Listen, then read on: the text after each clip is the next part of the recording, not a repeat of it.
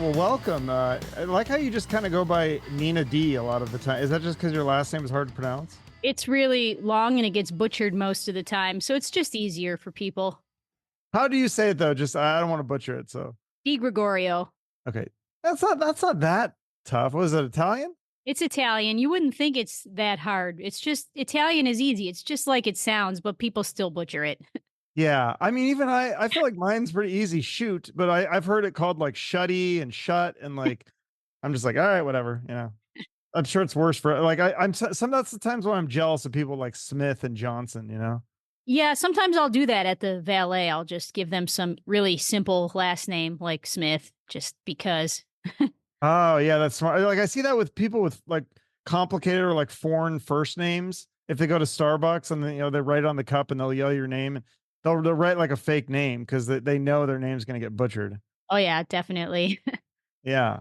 So you got a lot going on lately. You got viral videos and tour dates and what else is happening? That's right. It's we're leaving tomorrow morning for a run of tour dates for about 10 days. So it's been a little bit crazy trying to get all of our gear together and everything that we take with us, all of our merch. And then I had the video launch about a week ago and it went viral pretty quickly and I kind of lost control of my email inbox at that point. It got a little bit nuts, but it's been great. It's been featured on websites all over the world at this point. And that's the Van Halen one, right? You're talking Right. about the eruption. The Van Halen eruption video. Yeah, how did you do that? Because it does sound like you sampled the beginning of the song and then you do the solo, right? Or is that how it works? No, we didn't sample it. I recorded the solo and then we programmed the drums and bass afterwards. They were just programmed in with my solo. Oh, so that is your own. It's because it sounds almost exactly. It's such a spot on cover. It's like kind of amazing. And I kind of like that for that kind of cover. Like it's amazing that you could, but you're doing it on not a guitar. That's what makes it so interesting. Right. I wanted to try and get as close to Eddie's sound as possible, only on my own instrument, which is the violin, the electric violin. So yeah, none of that was sampled from Van Halen. I recorded the solo and then the drums and bass. Brody, my husband, who you just saw, he's an audio guy and also a show producer and a singer, and he programmed the drums and bass after I recorded my part. Wow. Yeah, it's amazing.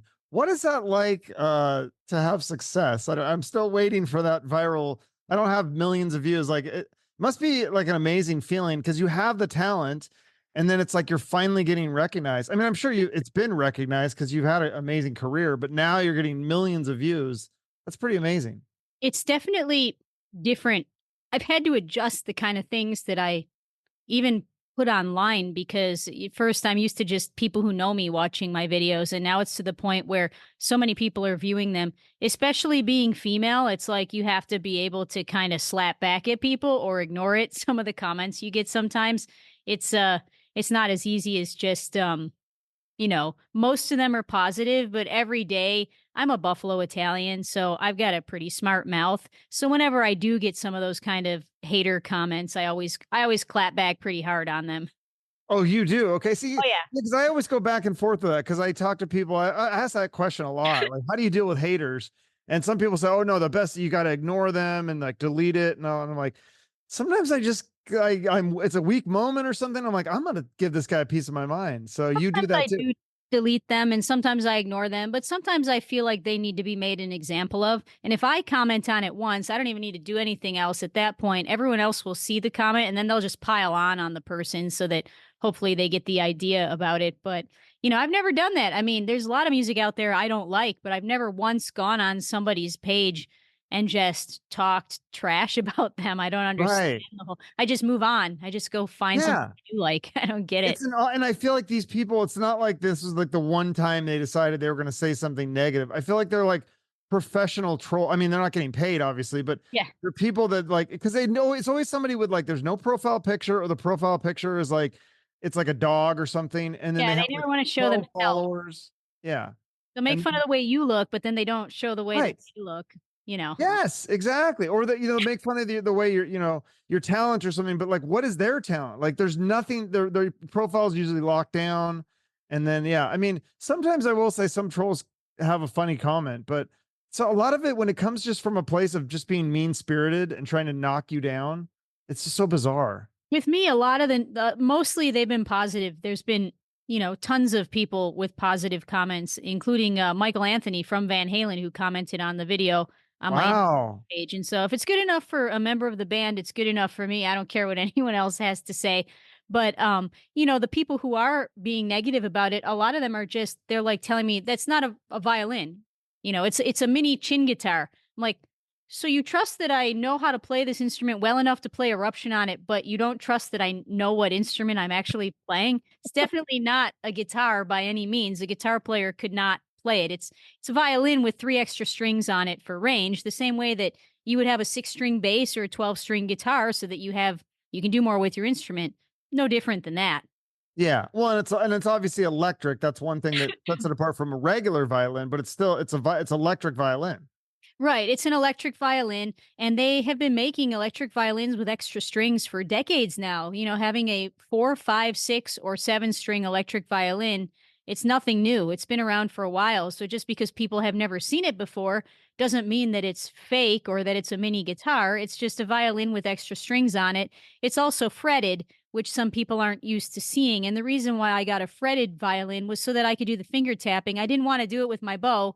I could have just done it with the bow and I could have learned this like a long time much faster because tapping is something that is pretty new on the electric violin. There's me and there's one other guy that I've seen do it named Liam Riley, and other than the two of us, I have never seen somebody achieve the sound on an electric violin. So that's the reason why I chose to play a fretted violin was so that I could do the finger tapping. So how do you learn all that? If there's no one else that does that, it's not like you can just go get lessons for that. Is that just something that you just kind of figured out through trial and error?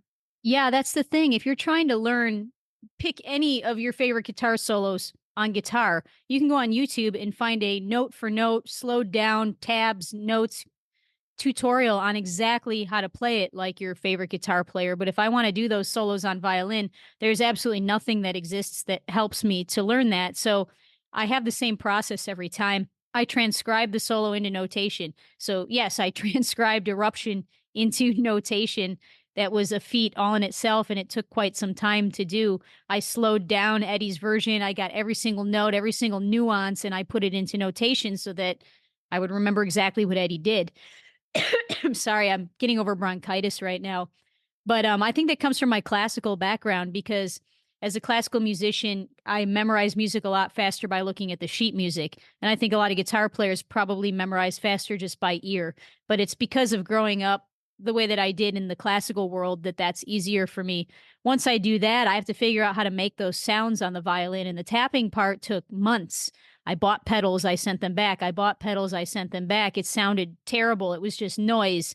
And I couldn't make it speak. The violin is a much shorter neck. And sorry, I have a child downstairs yelling right now. The violin has a much shorter neck than a guitar does. The strings are thinner and the tension is greater. And so, it was just something that required trying to teach myself new technique with both hands, and then also finding the right effects chain to make the notes make sound even, and then learning to play it fast enough to play it like Eddie did, also with these tiny little frets on a violin, was not easy. So it took a long Yeah. So you start out, you kind of play it note for note, and it's like slow, and then you just get good at it, and then you can speed it up. Yeah, when I first finally was able to make the sound with the tapping, I learned all the notes that he did and how many progressions of each thing. And then I practiced it slow. I actually practiced it with a metronome. I started out super slow, do do do do do do do do, and then I slowly worked the metronome clicks up until I was about up to speed with where he was. And it's not easy to get those super fast, you know, fret changes on the violin because, like I said, the spaces are much smaller than that of a guitar, so you have to be very accurate. So how does that? You said you transcribed it yourself for because obviously no one had done it on violin, but what if it just was transcribed with the musical notes? What couldn't you just read the notes and then you play it on a violin? Or I don't understand how So that works. if you get a guitar transcription, Oh, like it's you're talking about tablature? yeah, it's gonna look totally foreign to a violin player. You'll Oh, see notes and then there'll be like a bend, and then it'll show you that you bend up to the next note. oh, But for us, that makes no sense. Like okay.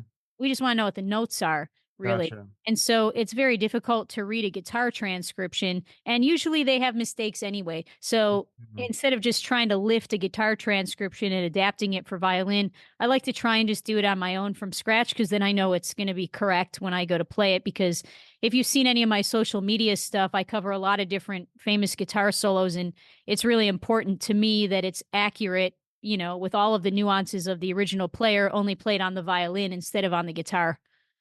So that's interesting because I think if I went back through your Instagram, I feel like when you started out, did you do more country? No, I did Devil Went Down to Georgia because it got requested a lot. But I think that's the only country song that I have. I'm Or did mostly you rock and okay. prog. Did you just not post a lot of the videos of you playing? Because when I looked on your social media, like a lot of the solos and stuff is more recent. Like you hadn't posted a lot of solo videos before. So I started during COVID because our tour dates Oh. were shut down, and I didn't really do much with my social media prior to that because I Oh, was so busy doing live show dates that I just sure. never did it. And then when we weren't allowed to tour, I was actually 9 months pregnant, like, when the world shut down. I'm like, "Oh my god, I have no job now. We can't go do anything. We can't work. So what are we gonna do?" So my husband, Brody, who's, really good with figuring out gear and audio things, he figured out how to live stream shows with, like, the same quality audio that you would hear him do in a live performance. And so he was doing solo shows where he'd play piano and guitar and sing. And I was, like I said, very pregnant and having a baby. And then once I had the baby, I was like, you know what? I'm going to start doing something because we still can't tour. And it took forever for us to be able to tour again. So I started recording the stuff that I play live in our show, only I put it on social media instead of going to tour our show. So you'll hear, Pink Floyd in our show. You'll hear Led Zeppelin in our show. You'll hear Rush in our show. And all the stuff that I did, I started just recording these short clips of myself. And a lot of them went viral. And I wasn't expecting the response.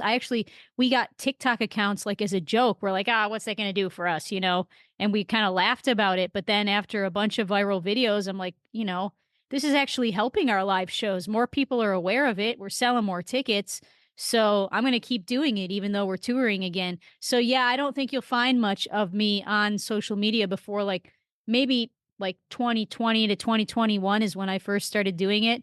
And in the beginning, I didn't even know how to engineer myself to record.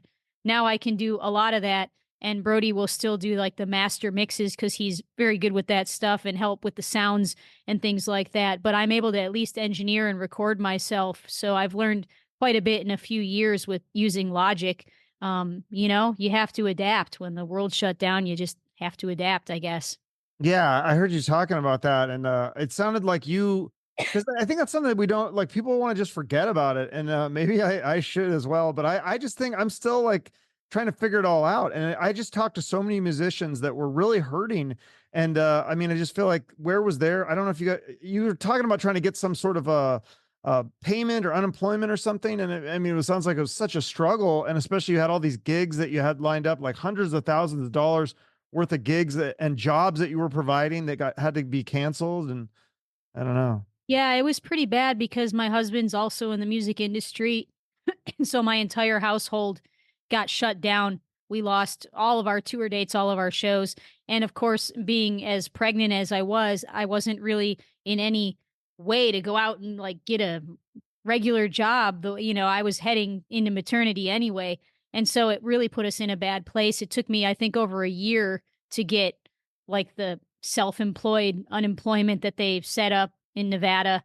And it was a mess. It was an absolute disaster. And, you save, my mom always said, make sure you have 6 months of your bills saved up just in case. Well, no one ever said you should have 2 years worth of your bills saved up just in case. Is that how bad it was? Did you have to go 2 years without doing any shows? We did a few spot, like, we had a theater in Texas who was like, "We're doing our show." So we flew out to Texas and we did the show, but it was like one here or there. It wasn't enough to keep up with when you run a business, like even a music business, you have employees, you have licenses, and you have, insurances, you have web costs. There's a lot of stuff that you have to pay for behind the scenes just to keep your business running. So it's not just going to play the show. There's a lot of other expenses, and we weren't making enough to cover our expenses at all at the time. But eventually they came up with some help, like some grants that you could apply for, which we did. But well into 2021, we were still having our shows canceled. There was like that second wave of COVID. And then when they restarted the shows again, they had mask mandates and vaccine mandates, and half the people were okay with it and half the people weren't okay with it. But you know what that means for us? It means we sell half as many tickets.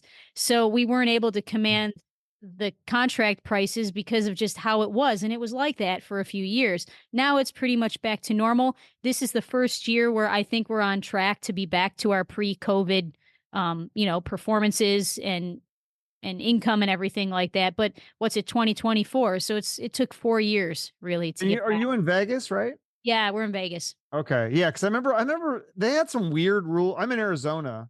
Like, and that was the other thing. It was so weird. Every state was different.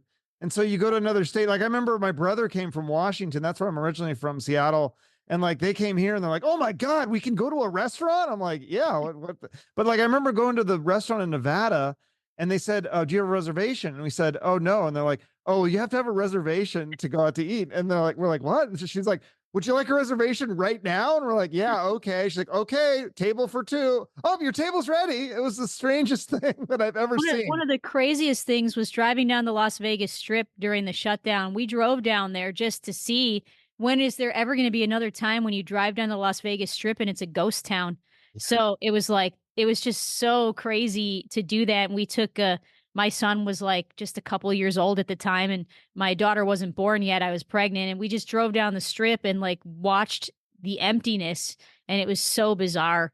But in some ways it was nice to have that time with my newborn baby where I didn't have to like consciously cancel things, because usually it's like, all right, well, I'm on maternity leave, I have to turn down these shows or not do this for a certain amount of time. But like the world did it for me, so I got to spend time with my newborn without having to worry about juggling all the work stuff, I guess. So that it was like a blessing in disguise, I guess.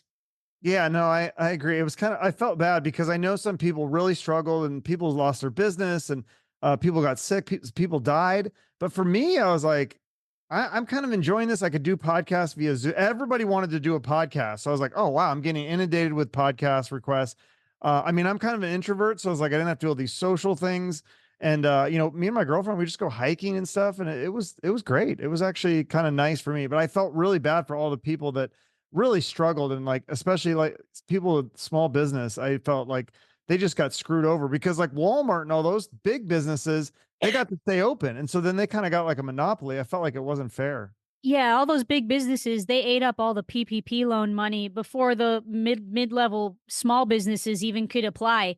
So it was a big mess, but once we finally got some of that stuff, the PPP loans and like the grants that they had to get businesses launched again, the stress went away and we could just enjoy having more time at home. So I think once that initial stress of, oh my God, this isn't going to be 2 weeks, this isn't going to be 2 months, what are we going to do? Like, because in music, I've always been really good with managing my business and my money. So there was always something to fall back on. It's like, okay, well, if the big tours stop, I could always play in the lounges here. If the lounges close, I could always play in a bar band. If the bar bands stop, there's always weddings. I could go play weddings. If that stops, I could go teach.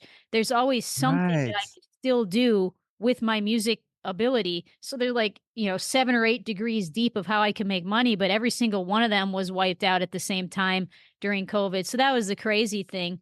But looking back on it, I have a lot of nice memories with my family from just like I said, special time when a baby's first born and just all of us being there and not having to worry about me leaving on tour or my husband leaving on tour. We were just all there and we got to be there for her first smiles and her first words and her first everything. So it was nice. That's amazing. Yeah, that's definitely memories that you'll cherish forever, for sure. Um, so yeah, that's interesting. I heard you talking about you're a big Beatle fan, right? Huge Beatles fan, yes. Yeah, you had a really interesting observation about not only the Beatles, but I guess also like music in the 60s and 70s. how like there was all this crazy political stuff going on in that time, but it spawned all this, inspired all this great creative music. And we have all that political crazy stuff going on right now, but you said there's not as much great music. I kind of agree. I feel like, yeah, where's all the songs that bring us together? I mean, that was the thing about the songs of the 60s and 70s. Like, who couldn't get behind a song like Give Peace a Chance? Like, I mean, like, where's that kind of song now?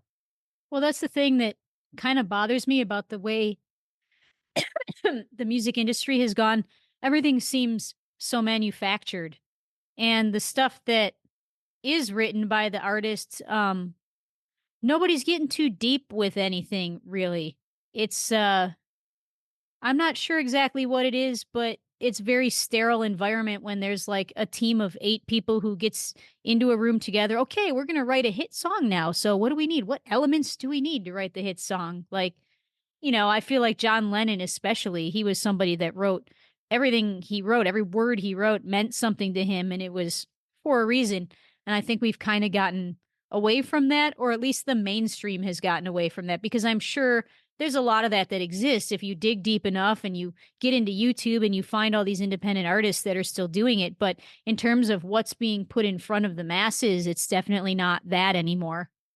Yeah, I agree. I mean, it's tougher to find. I think there's some great stuff happening, but like I always say on the show, you got to weed through a lot of crap to find the good stuff, and then you find something good. You're like, wow, why isn't this song bigger? But I know that one song that kind of blew up, that was kind of in that mold of like I'm sick of the shit, is like that Oliver Anthony's song. What did you think about that one? That was kind of an interesting song. Which one was it? I think, is it called like Richmond, North of Richmond, or Redmond? I'm probably I screwing don't up the think I heard. title. It was a viral song. It went totally Really? viral. It was I'll like just check it him on a out. banjo or whatever. It was really good. Yeah, yeah. I don't know how I missed it, but it might be from having babies around to Oh, miss. really? Okay, I'll have to send it to you. I don't know if you'll get my message because you're getting a million emails right now. But yeah, that one was really good. But yeah, it would be nice to have more people come out and just I think music, what's so cool about music to me is that it brings everyone together. Like, you go to a Metallica show or Guns N' Roses or Beatles or whatever. Like, you go to a concert and everybody's a fan. So many different people, different kinds of people are fans of this band. Obviously not the Beatles anymore, but like the Beatles love. Do you ever go to that show in Vegas? Yeah, yeah. I've been to Love, and I actually took my 3-year-old, my son, when he was 3, to see Paul McCartney here in Vegas. He played at T-Mobile Arena here in Vegas. And the two of us went to the show, and my son, being my kid, of course, he knew a bunch of the songs already. And we get there and we look around, and there's kids from 2, 3 years old up to grandparents and great grandparents, 90 years old. And everybody knows the words to these songs and they all love them. And everybody was just together. And it's like, how many artists have that where it spans generations and will continue to span generations long after we're gone? The Beatles are one of very few bands, I think, that I discovered them decades after they were out, because that's when I grew up. I never was around when they were doing their thing. I was never even alive when John Lennon was alive, but I still discovered them, like I said, decades after they were famous, in their time. And so I think that's going to continue. My kids, my daughter loves Ringo. She's at the age for Yellow Submarine right now. And I think that generations to come are still going to love that music and discover it. Yeah, and I think some people might only like the music just because they like the harmony and the chorus or whatever. But what do you think? Because you said that, I thought that was cool that you watched, like, you've seen every John Lennon interview, or as many as you could find or whatever. So what do you think about his philosophy on life? Because there's just so many great lyrics, like, all you need is love, give peace a chance. Like, I mean, he was such a smart guy, really. I mean, he's a philosophical kind of guy. Yeah, I mean, he wrote books, short stories, poetry, like early on. And he always seemed to be searching, for that next big thing. And I think if you're complacent with things, you tend to lose that. But he never lost it. Like up until Double Fantasy, his last album, he was still evolving and changing and searching. And, his songs on that album show the place that he was in life at the time. And the songs he wrote, like Give Peace a Chance, show the place that the world was in at the time. So I think that he was just really good at reflecting what society was feeling and what he was feeling at the same time. And he always just kept getting better. Yeah, it makes you wonder, like, what he would think of the world now, and, like, I mean, how much great music did we miss out on if he woulda stayed alive, and just, like, his commentary and the music, I mean, I just feel like he could still be just doing amazing things right now, or maybe he's doing something else with, poetry or art or something that would be really inspiring. It's definitely somebody we lost too soon. I think about that a lot. Like, what would John Lennon have to say about everything that's going on right now? Just, he was the Beatles and John in particular. They were, they controlled which way the wind blew. I mean, it was a cultural phenomenon. And John was so witty and so intelligent at the same time as his musical ability. And it's just a rare combination that you don't see, that combination of just musical ability, songwriting ability, lyricist ability, intelligence, f- humor, and wit. And so, yeah, I think a lot about what he would think of everything that's going on right now and how he would have reacted to the COVID situation or anything else. Yeah, it is really interesting, like, and then you try to think, like, who's the John Lennon of this generation? Like, I mean, I know Taylor Swift is very popular, but I mean, I don't think it's like a different kind of it's more pop music, I guess. It's more manufactured, like you were saying earlier. Yeah, I mean, she writes her own music and she's a great business person, and my kids listen to her music too, and you know what? I'm okay with that. I'm like, there's a lot of very worse people out there that they could be listening to, so I don't mind them listening to her music. I've always been more of a rocker, so the pop stuff has never been what I tended to listen to. I think she has some good songs about things that she's faced, like as a female in the music industry, because we all face that stuff and we all deal with it differently. So, I give her a lot of credit for that. Um, but for me, if there was a lot of like distorted guitars in the time signature of 7/8, it would be better for me. So Yeah. Well, that might be somebody could do some cool covers of those. yeah, yeah, that's not a bad idea. Yeah, but you're into like more the lyrics and the deeper meanings and stuff. Because didn't I hear I mean, you at some point you want to be a neurosurgeon, so you're pretty smart and you have a master's degree in music, right? Yeah, I have a master's degree in music, and my whole life I wanted to be a neurosurgeon. I took pre-med tracking courses in college, and then at some point I had to finally just make a decision. I ended up graduating with an English degree, a music degree, and like enough credits for half of another degree when I graduated with my bachelor's. And then I got offered a job in Wayne Newton's orchestra, and that kind of made the decision for me. I was like, I'll do this for a year, I'll get my master's degree, couple years, and then I'll go to medical school. Well, as soon as I got the Wayne Newton job, then I got a job with Tony Braxton. And after that, I started working with David Foster. And it was like one really cool thing after another. It was like The Godfather. As soon as you try and get out, they pull you back in. And it was like, then a decade goes by and you're like, all right, I guess I'm a musician now. I'm not going to medical school. So it just kind of, that's the way fate had it for me in the cards.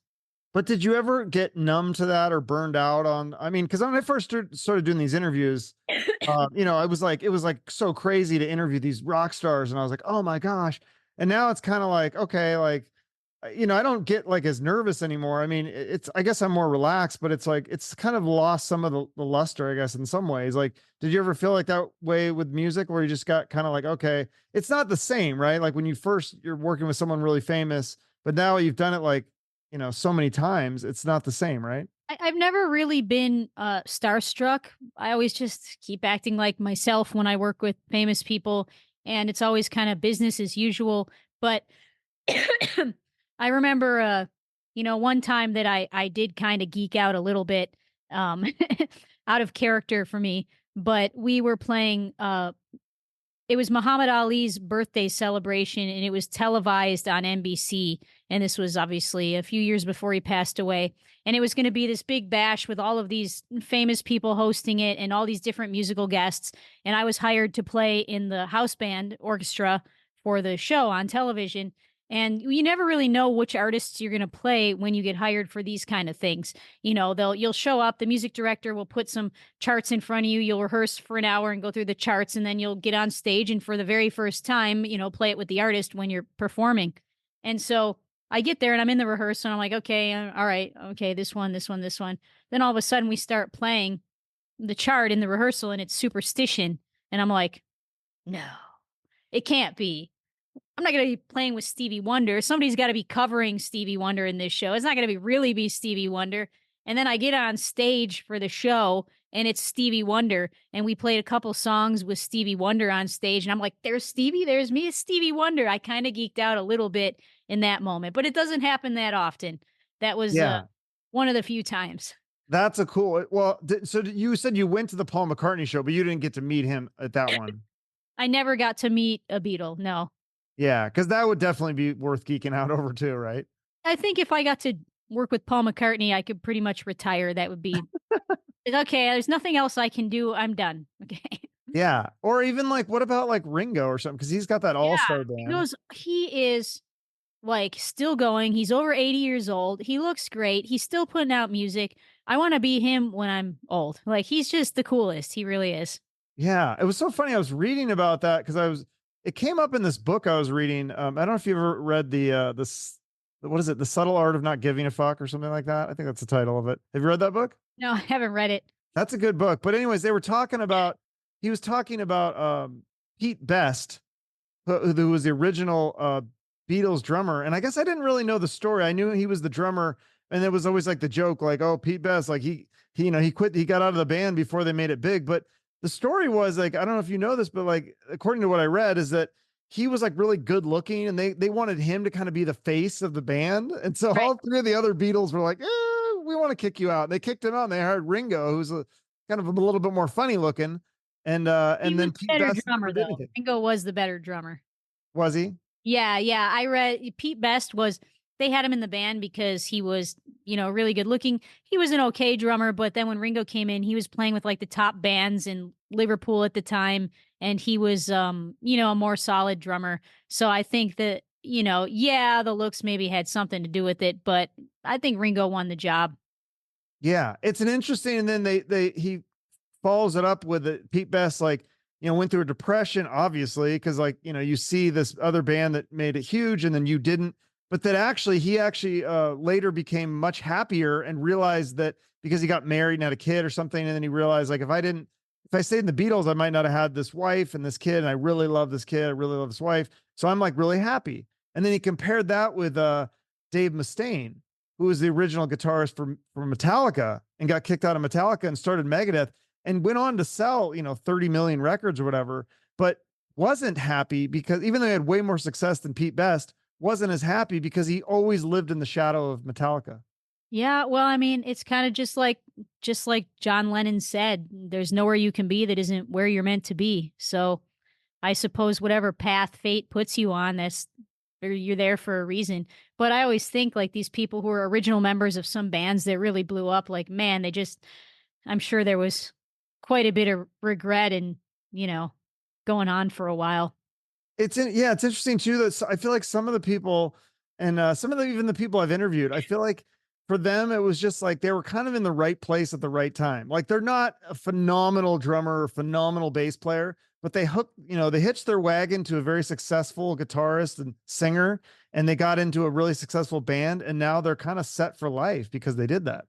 Yeah, I mean, I've never forced anything in my career. I've always kind of just let fate dictate I'm like, just do what you do it well, put it out there, and good things will come to you. And that's really how it's worked for me, I think.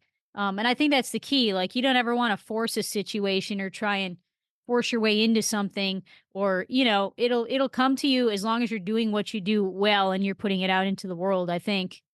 Yeah, because you continue to get work. I mean, you've worked with so many. We've mentioned some of them, but I think you also did a residency with Cheap Trick. That sounds amazing.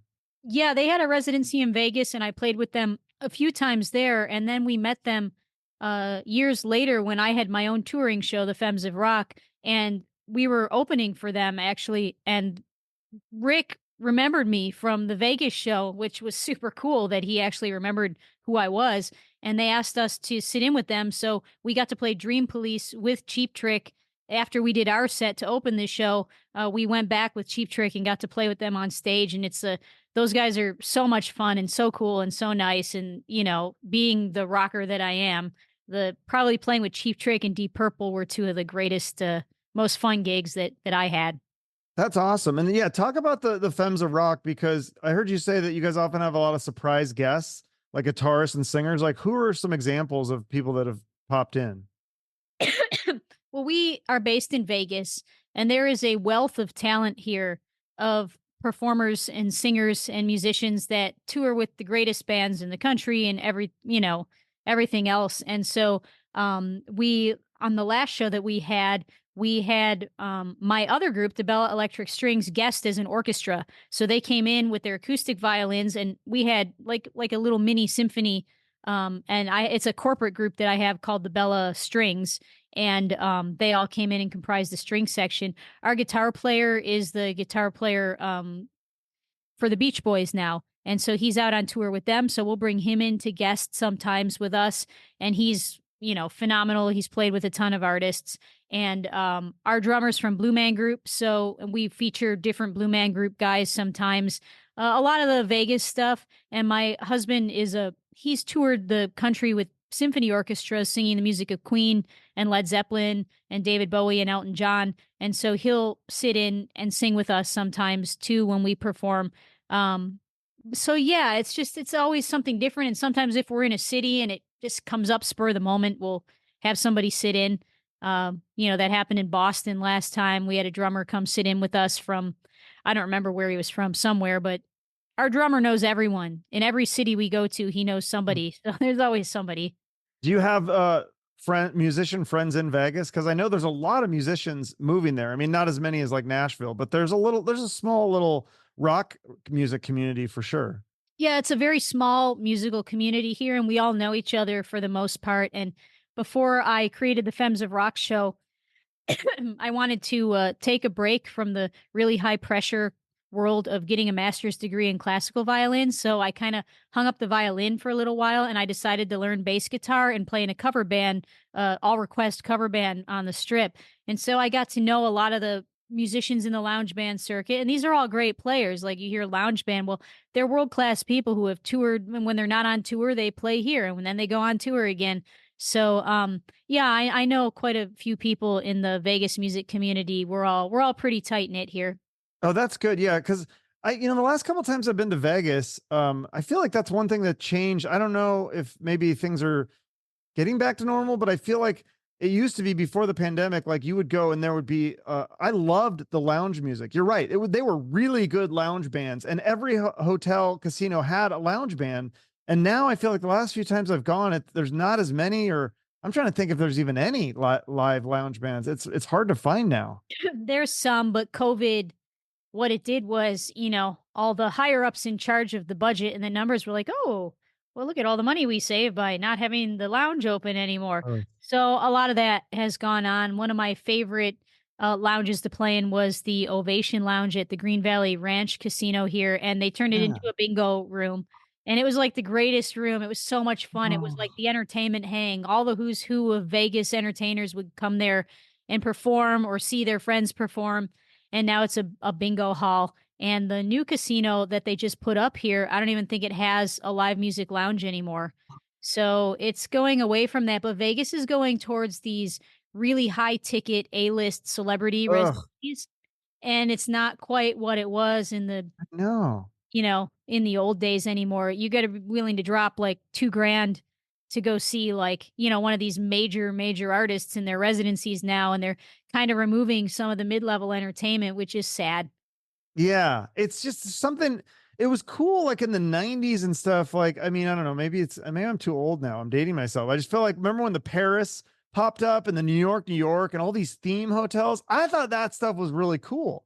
Because like you don't see that anywhere else. And now it's like all these new hotels pop up and you're like, oh, what's the theme for the hotel? And it's like, nice, upscale, rich. That's that's like the most boring theme that you can think of for a hotel. Yeah, we went away from the fun theme and kind of went to this elitist theme a little bit. Not all of us are that thrilled about that here. I moved here and their parking was free for like you go to the casino, you valet your car. You get valet for free. Valet used to be free. I was like, this place is so much better than LA. You can just drop your car off at the front door for free. You tip the valet guy, you're done. Now, even the locals, it's like you go to, if someone visits here and they're like, oh, I'm staying at blah, blah, blah on the Strip. Can we meet up? And like, I'd love to see you. I'm like, I got to go drive down there, spend 2 hours, and then spend $80 to park my vehicle just to go have a cup of coffee. I don't want to go to the strip anymore. So those of us who live here avoid it as much as possible. Yeah. What about old Vegas? Yeah, I just went there for my birthday and I stayed at the new hotel that's it's like the sports themed and they have the really cool TV out in the pool. I forget the name of it, but it's on like Fremont on that area. Oh What do you yeah, think of that it's area? I know which one you're talking about. I've been there before for Yeah. events. Yeah. You like Yeah, that area better than the strip? I like that area. You can still get deals on dinners. In fact, we just went to the Golden Nugget and had the best steak dinner at their steakhouse that we've had anywhere in the entire country.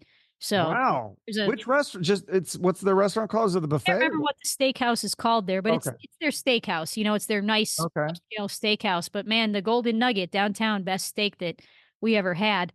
So That's good yeah. to know because I'm pretty picky with my steak. I always feel like I make a better steak than any restaurant, and then it's cheaper. And then I go to a restaurant, I'm like, why am I paying more for a steak that's not as good? Drives me How nuts. my husband is. He cooks the steak. I cook everything else, but he cooks steaks. So whenever it's steak night, he does it. And he's very picky at restaurants. But Hard Rock Tulsa and Golden Nugget Las Vegas have the best steaks that we've ever Hard had. Rock Tulsa? Okay, I Hard gotta put Rock this in my Tulsa.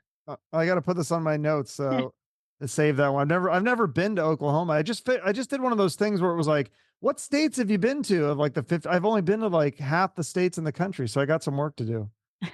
I think there's 3 left that I haven't been to, but we've been through just about every major city in the country. Which three have you not been to? Alaska, North Dakota, which is where my husband's from, so that's strange that I've never been to North Dakota, and then, Vermont. Those are the 3 Okay. states I've never been to. Yeah, I've not been to either of those. But I've been to Hawaii and I've Yeah, been to all the West Coast states and a lot of the South states and then New York and Illinois. But I've never been to like a lot of the Midwest stuff and then the far East, like Massachusetts and Rhode Island and all that stuff. Yeah, I just haven't got up there yet. But I've driven the country across the country. My family's from, Buffalo, New York, so I've gone back right, and forth many times driving and hitting gigs along the way and things like that, so I think I covered most of the ground. that's cool. So and then you're still a Buffalo Bills fan. I'm a huge Bills fan, yes, Bills Mafia. That's me. Yeah. So okay. So you watch all the. Do you go to the games? Like, do you ever go back to Buffalo for a home game? Last year, I made it to one. I made it to the game that they played Denver at home. I was actually back there. They inducted me into the Niagara Falls Music Hall of Fame, so I went back for the ceremony, and I got off the plane and drove right to the stadium for Monday Night Football. So Oh, that's have you ever gotten to like do the Star Spangled Banner like as the not for the Bills, which is strange. I've performed in events at the Raiders Allegiant oh, Stadium here in Vegas and it used to be called Mercedes-Benz Stadium where the Falcons play. I don't know if it's still called that, but in Atlanta. So I've played 2 NFL stadiums, but never the Bills, which are like my team. So oh. maybe Yeah, you we have some friends on here that are big Bills fans, so I know a lot about the like they have that song that they play. I forget. out song, yeah. Yeah, they played that and like it was so fun. I really want to go to a game. And have you ever jumped on through the table? Have you ever done that?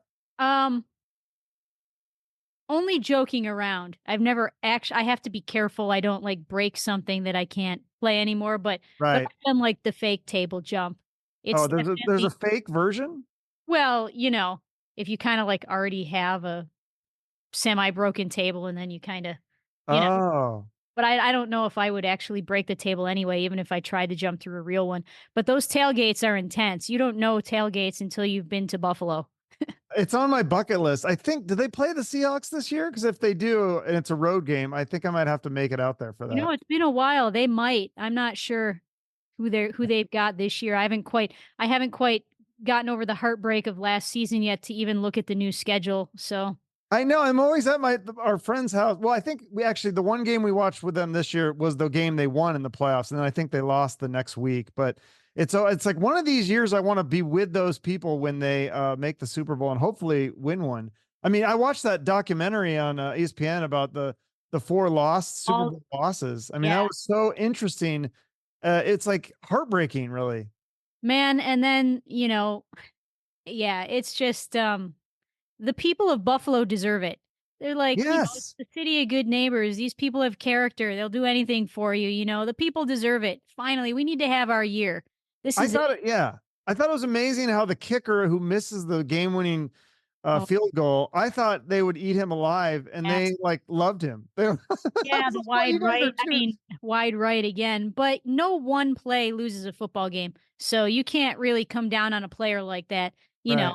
I mean, just like Scott Norwood, when he came back to Buffalo That's after what I'm saying, yeah, in that after that documentary. Super Bowl loss, the people were really good to him. I'm sure there were some jerks just like I got jerks, on my page, but for the most part, the people were like they felt really bad for him.